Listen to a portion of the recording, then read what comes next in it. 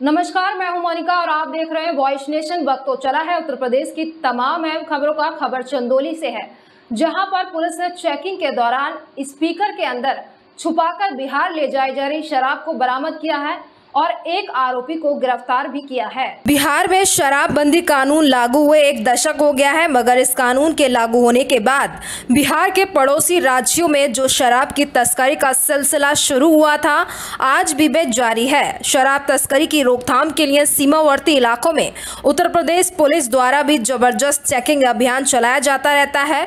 चंदौली में पुलिस ने अब तक करोड़ों रुपए की अवैध शराब पकड़ी है। शराब तस्कर पुलिस की आंखों में धूल झोंकने के लिए शराब तस्करी के नए नए तरीके ढूंढते रहते हैं। पुलिस ने एक ऐसे युवक को गिरफ्तार किया है जो साउंड बॉक्स यानी स्पीकर में शराब छुपाकर बिहार ले जा रहा था। तस्कर ने मीडिया साइज के साउंड बॉक्स में यानी अंग्रेजी शराब के करीब 150 ट्रेटा पैक के तकरीबन 150 पाउच छुपाए हुए थे, मगर पुलिस ने उन्हें बरामद कर लिया है और साथ ही तस्कर को भी गिरफ्तार कर लिया है। दरअसल चंदौली जिले के सैयद राजा थाने पुलिस हाईवे पर चेकिंग अभियान चला रही थी। इसी दौरान एक शख्स बाइक पर स्पीकर रखकर ले जा रहा था। पुलिस ने उसे रोका और पूछताछ शुरू की। इस दौरान पुलिस को उस शख्स पर शक हुआ तो स्पीकर को खोलकर देखा तो उसमें छुपाकर रखे गए शराब के ट्रेटा पैक मिले, जिन्हें वह बिहार ले जा रहा था। पुलिस ने आरोपी को गिरफ्तार कर लिया है। एडिशनल एसपी विनय कुमार सिंह ने बताया कि मादक पदार्थों की तस्करी पर अंकुश लगाने की दिशा में चंदौली पुलिस लगातार चेकिंग अभियान चलाती रहती है। खासकर बिहार से सटे चंदौली जनपद के तमाम थानों में पुलिस हमेशा अलर्ट मोड पर रहती है। इसी क्रम में सैयद राजा पुलिस द्वारा इस युवक को गिरफ्तार किया गया है। उसने साउंड बॉक्स में शराब छुपा रखी और उसे तस्करी कर बिहार ले जा रहा था। बढ़ते हैं अगली खबर की ओर। खबर यूपी के बलिया से है, जहां पर सपा द्वारा घोषित प्रत्याशी लक्ष्मण गुप्ता का साथ छोड़कर निर्दलीय प्रत्याशी के समर्थन में उतरने पर छलकार दर्द नारद राय। निकाय चुनाव के मतदान खत्म होने के बाद सपा के वरिष्ठ नेता व पूर्व मंत्री नारद राय ने बलिया नगर पालिका अध्यक्ष पद के सपा के बागी प्रत्याशी के साथ खड़े होने और सपा द्वारा घोषित प्रत्याशी लक्ष्मण गुप्ता का साथ छोड़कर निर्दल प्रत्याशी के समर्थन में उतरने का छलका दर्द। सपा मुखिया से किए गए वादों को दिलाया याद। सपा नेता ने कहा, इस चुनाव में जिसने भी और जो भी कहा है उसको मैंने इसलिए बर्दाश्त किया क्योंकि वो अखिलेश यादव का मकसद था। मैं उनसे वादा करके आया था कि मैं बलिया में बीजेपी को हराने का काम करूंगा। हमने निर्दल उम्मीदवार संजय उपाध्याय के पक्ष में फैसला इसलिए लिया क्योंकि संजय उपाध्याय ही बीजेपी के जमानत जब्त करा सकते हैं। हमने साइकिल को रेल के इंजन में बांध दिया है कि सवाल पर कहा, हमने अपने कार्यकर्ताओं से कहा कि अब साइकिल को सम्मान के साथ इंजन से उतारिए और मचमचाते हुए चलिए। लोकसभा के 2024 के चुनाव की रणनीति बनाइए रखेंगे।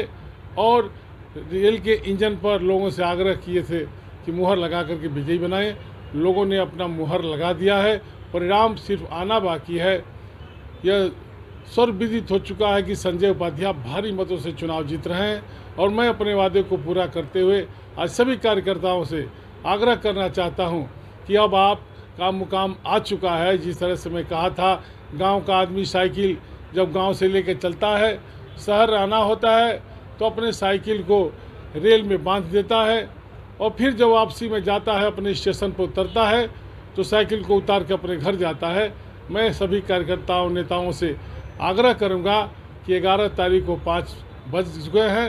अब साइकिल को सम्मान के साथ रेल के इंजन से उतारिए और उसको मचमचाते हुए चलिए और 24 में लोकसभा का चुनाव जीतने की रणनीति। जी, आप समाजवादी पार्टी के वरिष्ठ नेता हैं, पूर्व मंत्री भी हैं। जो आज नगर निकाय का मतदान हुआ उसको किस नज़रिए से देखते हैं? प्रशासनिक दृष्टिकोण से और निष्पक्ष और शांतिपूर्ण मतदान कराने का जो प्रशासन का दावा है उस नज़र से? देखिए, पूरे प्रदेश में क्या हुआ यह तो मैं नहीं अभी बता सकता क्योंकि अभी चुनाव से निकल के आपके बीच में आया हूँ।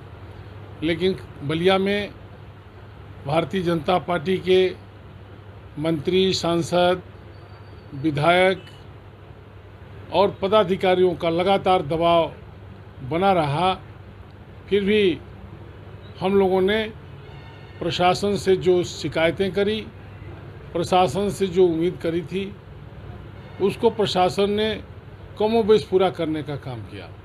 और सबसे अच्छा यह रहा कि कहीं कोई विवाद नहीं हुआ है। हमारे बलिया नगर में हर जगह शांतिमय ढंग से मतदान हुआ है।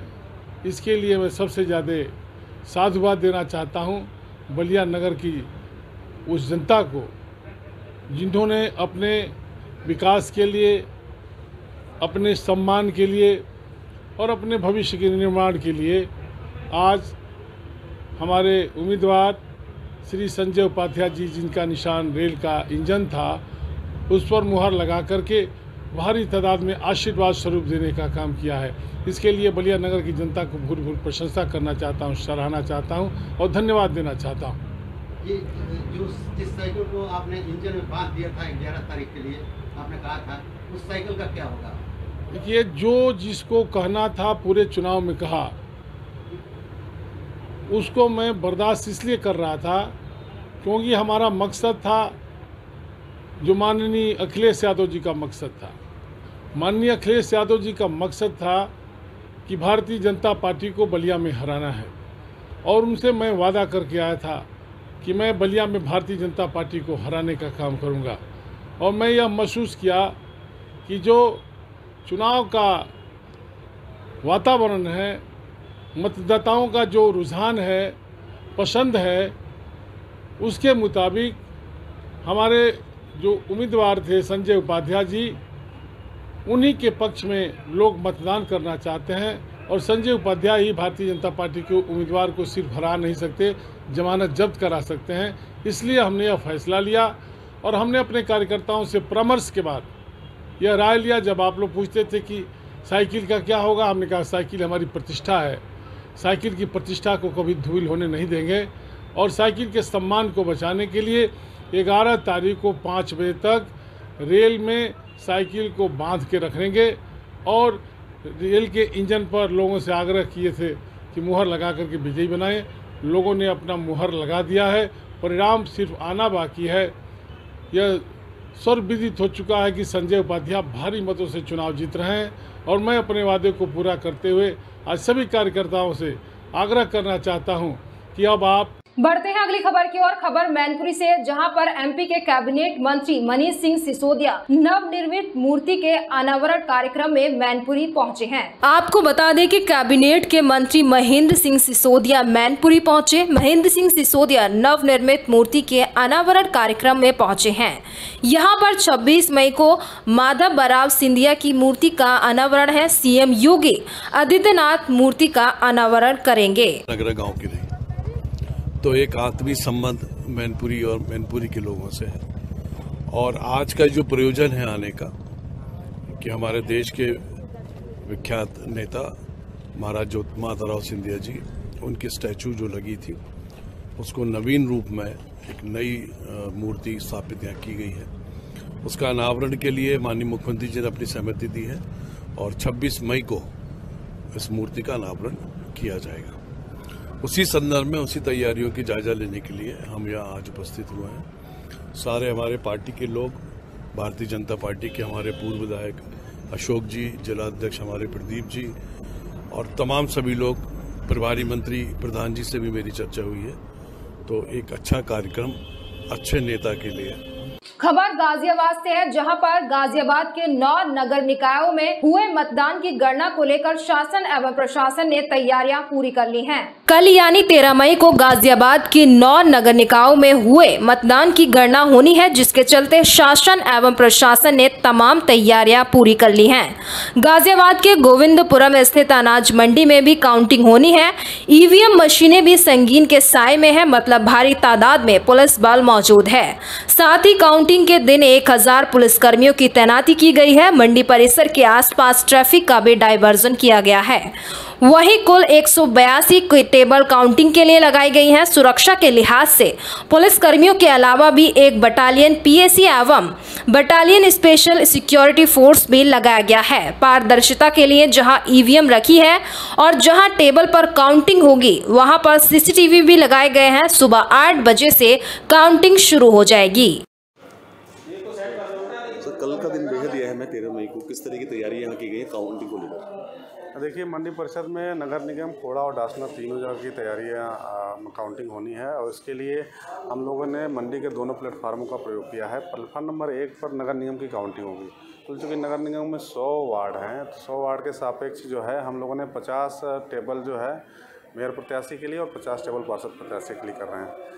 और हम ये कोशिश कर रहे हैं कि ये गणना हम ससमय करीब 3, साढ़े 3, 4 तक पूरी कर लें, क्योंकि हमने एक टेबल पर एक साथ 50 वार्डों के सिमिलरली मेयर और पार्षद प्रत्याशियों की गणना होगी। तो जब एक राउंड में किसी में 20 बूथ हैं, किसी में 22 हैं, किसी में 15 हैं, किसी में 11 हैं, ऐसे में करके हम जो है प्रथम राउंड की गणना जो करीब शुरुआत में आपको पता ही एक समय लगता है, लेकिन फिर भी हम उसको सेटअप करके 12 बजे के आसपास, 12-1 बजे के आसपास पूरी कर लेंगे 50 वार्ड की। देन दूसरी वार्ड की काउंटिंग सेम उसी टेबल सीक्वेंस में आ जाएगी और हम बाकी गणना 3 से 4 बजे तक पूरी करेंगे। सेम अगर बात करें डासना और खोड़ा की, तो खोड़ा में हमारे कुल 34 वार्ड हैं और 34 वार्ड के सापेक्ष हमने प्लेटफार्म नंबर 2 पे 5 ब्लॉक में 34 टेबल लगाई है। तो प्रत्येक टेबल पे एक वार्ड की गणना की जाएगी और उसको भी हम लोग करीब, चूँकि बैलेट पेपर से गणना है, तो 5-6 बजे तक कंप्लीट कर लेंगे। डासना की बात करें तो कुल हमारे 15 वार्ड हैं और वहाँ पे हमारे 36 बूथ हैं। तो मैं उसके लिए हम लोगों ने 7 टेबल लगाई है और प्रत्येक 5 बूथ पे एक टेबल आ रहा है, तो उसकी भी गणना सिमिलरली 5 के आसपास पूरी कर लेंगे। पारदर्शिता का भी बेहद ख्याल रखा है, मैं देख रहा हूँ यहाँ CCTV वगैरह भी लगा। बिल्कुल, माननीय आयोग का निर्देश था कि प्रत्येक जो है ब्लॉक जो बन रहे हैं वो पूरे CCTV कवर हों, तो इसलिए हमने जो है पूरे प्लेटफॉर्म पे करीबन 24-25 के आसपास CCTV यहाँ लगे हुए हैं।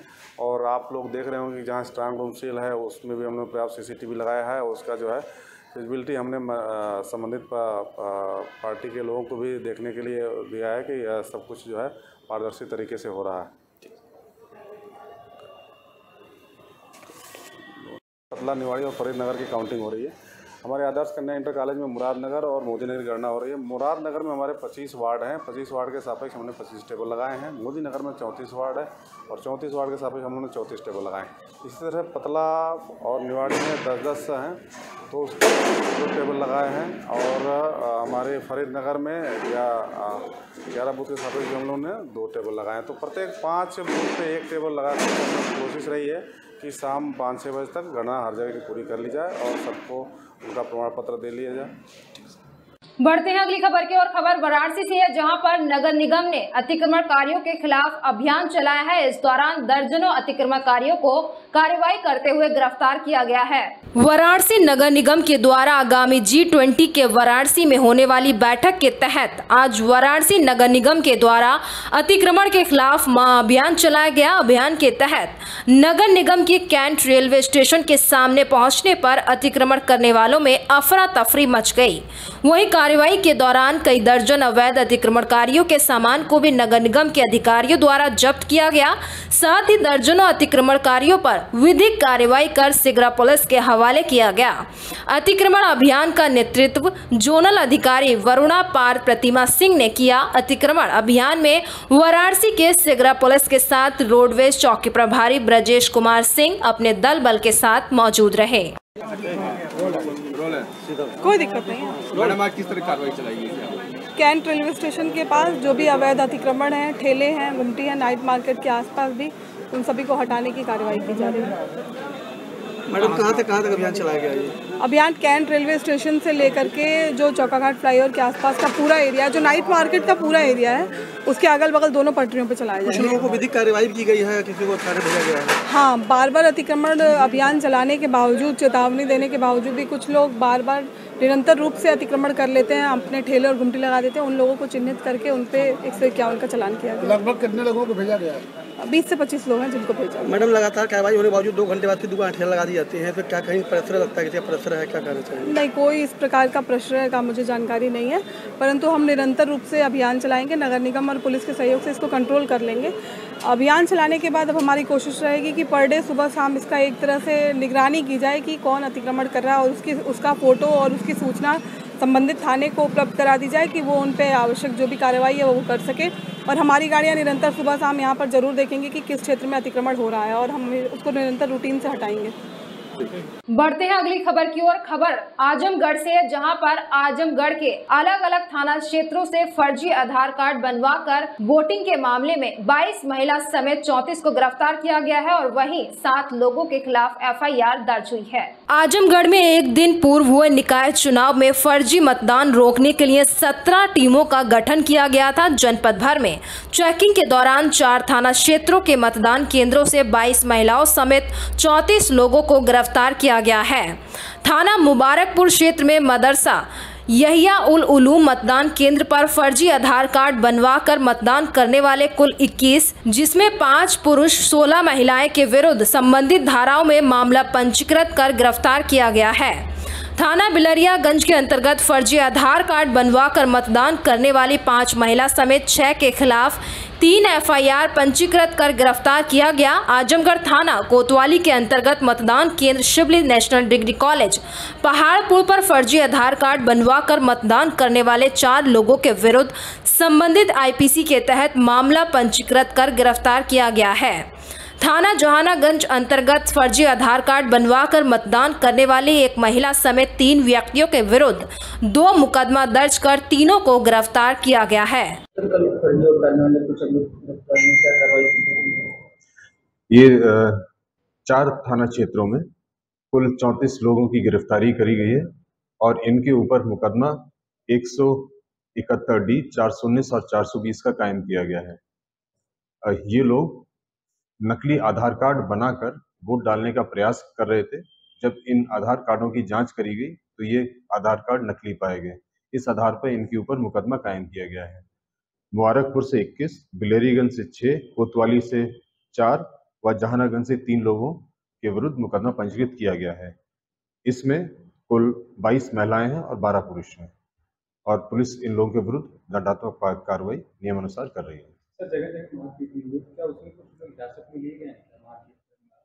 जो 151 लायक थे उनके विरुद्ध 151 धारा के अंतर्गत कार्रवाई करके इनको SDM के समक्ष पेश किया जाएगा, वहां से ये अपनी जमानत। फिलहाल इस वक्त की खबरों में इतना ही। तमाम देश दुनिया की खबरों से रूबरू होने के लिए देखते रहिए वॉइस नेशन। अभी दीजिए इजाजत, नमस्कार।